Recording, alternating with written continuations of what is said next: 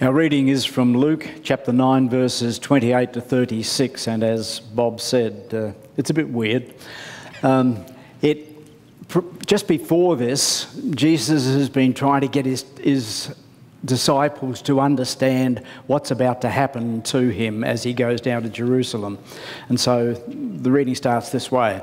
Now, about 8 days after these sayings, Jesus took with him Peter and John and James and went up on the mountain to pray. And while he was praying, the appearance of his face changed, and his clothes became dazzling white. Suddenly they saw two men, Moses and Elijah, talking to him.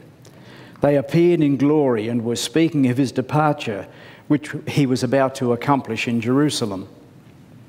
Now Peter and his companions were weighed down with sleep, but since they had stayed awake, they saw his glory and the two men who stood with him. Just as they were leaving him, Peter said to Jesus, "Master, it is good for us to be here. Let's make 3 dwellings, one for you, one for Moses, and one for Elijah," not knowing what he had said.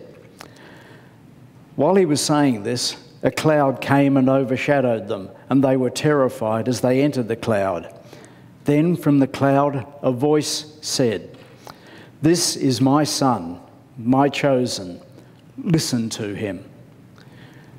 When the voice had spoken, Jesus was found alone, and they kept silent in those days and told no one of the things they had seen. Why do I stand up here? Anybody? To feel taller. No. Thank you for playing, Mr. Dalton. I stand upon my desk to remind myself that we must constantly look at things in a different way.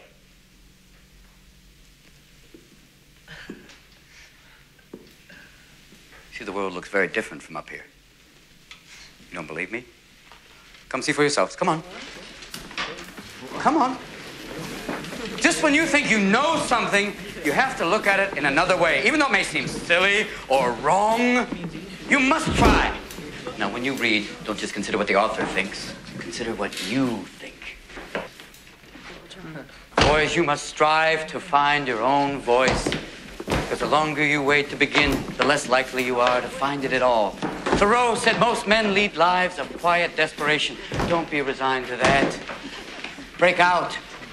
Now, don't just walk off the edge like lemmings. Look around you. There you go, Mr. Christie. Thank you. Yes.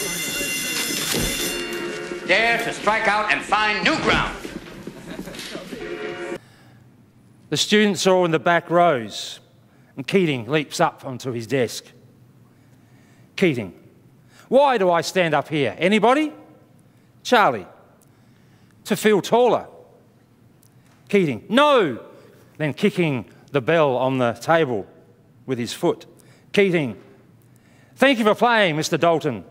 I stand up here on my desk to remind yourself that we must constantly look at things differently, in a different way." Keating glances around the room, atop of the desk. Keating: "You see, the world looks very different from up here. You don't believe me? Come see for yourself. Come on." Charlie and Neil quickly rise from their seats and go to the front of the classroom. The rest of the class follows them. While Keating continues speaking, Neil and Charlie join him on the desk, and Keating then jumps down. Keating: "Just when you think you know all there is about something, you have to look at it in another way. Even though it may seem silly or wrong, you must try. Now, when you read, don't just consider what the author thinks. Consider what you think." A minister was asked to visit a sick woman in hospital, in fact, very close to death. They talked for a few minutes, small talk, nothing earth-shattering. And then the pastor begins to leave, and she asks the woman, "Would you like to pray?" "Yes, of course," the woman said. "That's why I called for you. Yes, please." Well, the minister, she inquires, what exactly would you like me to pray for? The reply from the elderly dying woman was, for God to heal me. Tentatively and uncertain, fumbling over words, the minister, she prays. And when the Amen is pronounced, the elderly woman says, you know, I think it's worked. I'm healed. She gets out of bed, begins to run up and down the hall, shouting and praising God, I'm healed, I'm healed, hallelujah, praise the Lord. Meanwhile, the young minister, in a daze, she stumbles to the stairwell, walks down 5 flights of stairs, makes her way to the car, fumbles with the keys, and looks to heaven and says, don't you ever do that to me again. She had a mountaintop experience, but she didn't know what to do with it. Life is like that. Profound moments sometimes just fall into our lap and we're not prepared. We get caught off guard and we're unsure of what we are to do with them. To paraphrase a beer advertisement on TV for Victoria Bitter, which the ad suggests that a thirst for this beer in particular can happen anytime, anyhow. You can get it ironing a shirt like I did this morning. You can get it chasing a cow. As a matter of fact, I've got it now. You remember that ad? Yeah. Divine moments where you are sometimes just happen. The presence of God. The presence of God in these divine moments just do not stay in the Bible. They're not just biblical stories or of the saints of the church. They can happen to anyone, anywhere, anytime, anyhow, and some are even heard to say, as a matter of fact, I've got it now. Peter, James and John were invited to the mountain to pray. A usual occurrence, happened most of the time, because that's what you did in those days. You went up a mountain and you prayed. We're told that they were very tired and sleepy and nearly dozed off, like people do in church at this time of the sermon, about now. Anybody awake? While they were attempting to sleep or dozing off, something extraordinary happens. 2 dead guys, I mean 2 dead, long ago dead guys, legends of the faith, heroes of the Bible, Moses and Elijah, appear next to Jesus. And they stand with Jesus and they're chatting about stuff. Then Jesus was transfigured. I should have had this queued up, shouldn't I? With the lighting tech crew to make me all glow nice and bright. But no, we won't do that this morning. But just at that moment, Jesus' face transfigured and shone, and his clothes looked like they'd been put in nappy sand, and they were all bright and happy. And it was very, very good. All but for a moment. It was for them as if the window of heaven had been pulled open and eternity was there. And Jesus' divine nature was revealed like they had never seen before, like the parrot or the woman in the painting. And God spoke out of a cloud affirming that this bloke Jesus was the real thing. Listen to him. God incarnate, God in flesh. It was for a moment that God ripped open the natural and poured out a supernatural moment, a glimpse, a revelation. It was priceless. It was a moment when words were so inadequate. And as Chris highlighted, it was a little bit weird. That light that shone some 30 years before over the tiny stable of Bethlehem was now shining through this adult Jesus. What was spoken at Jesus' baptism was repeated here. This is my son, listen to him. This was God's affirmation of Jesus. God's affirmation of Jesus. The disciples' desire was to keep that moment. They wanted to build tents and stay there and capture the moment and never come down. But as quickly as that window was open, the window was closed. It was an ordinary day, like any other day. Quite normal, nothing special.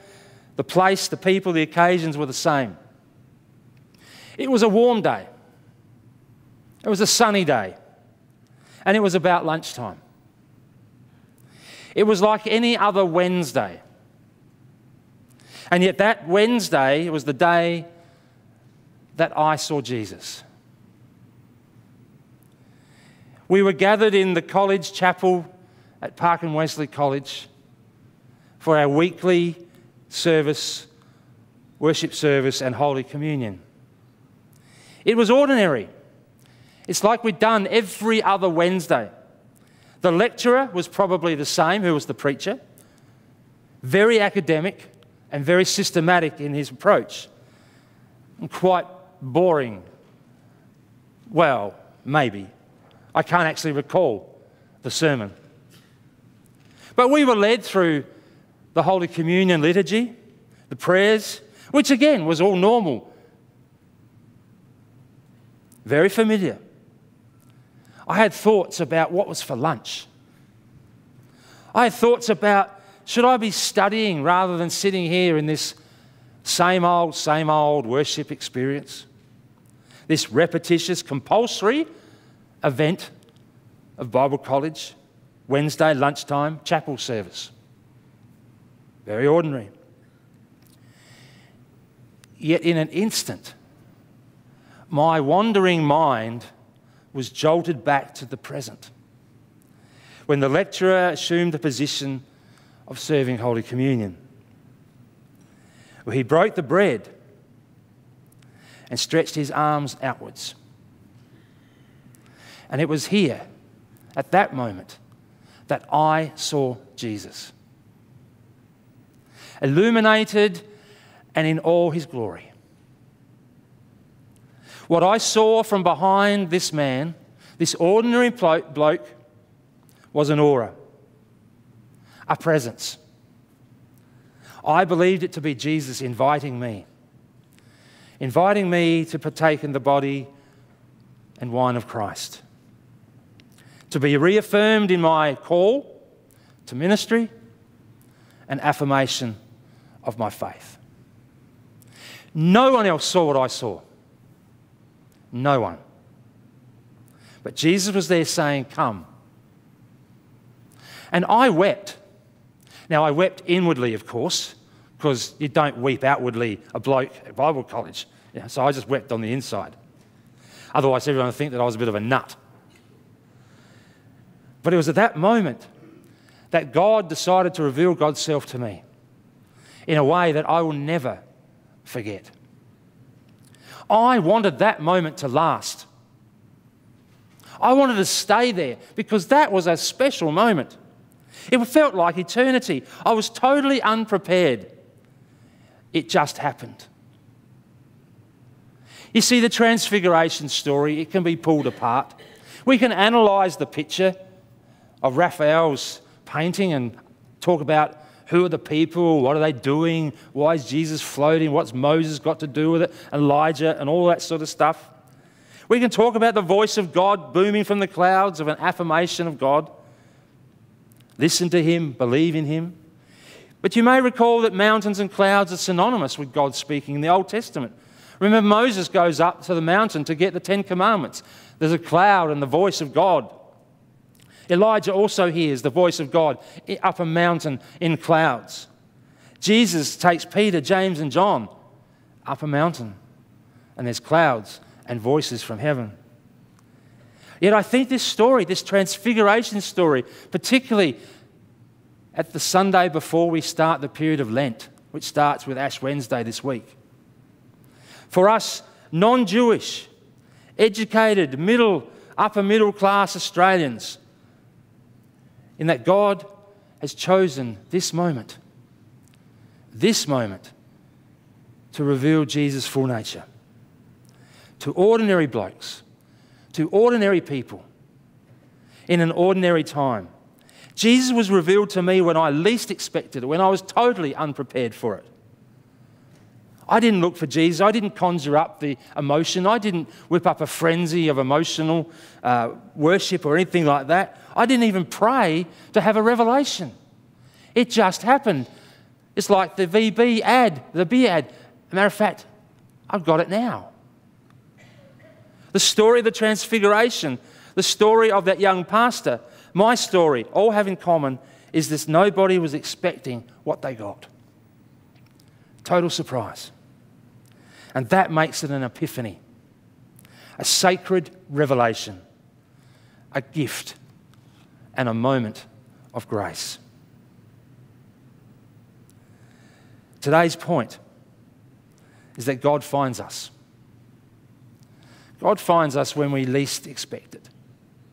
Sometimes in the ordinary, and sometimes in the extraordinary. When that happens, the ordinary and the insignificant become extraordinary and very significant. We do not and cannot make God reveal God's self to us. We are not in a position to tell God to show up or to make the holy revealed to us. And you know what? We are not to cling to those experiences when they happen. The mountaintop experience, because we've got to come down onto the level playing field. Let us not be like the disciples and nearly miss the great moments of God when we're half asleep or unprepared. Rather, let us be alert. Let us be awake for the moments of God. And maybe this period of Lent, this leading up to Easter, might be a time for reflecting on the God moments in your life. The old saying is true: be alert. God knows we need more alerts.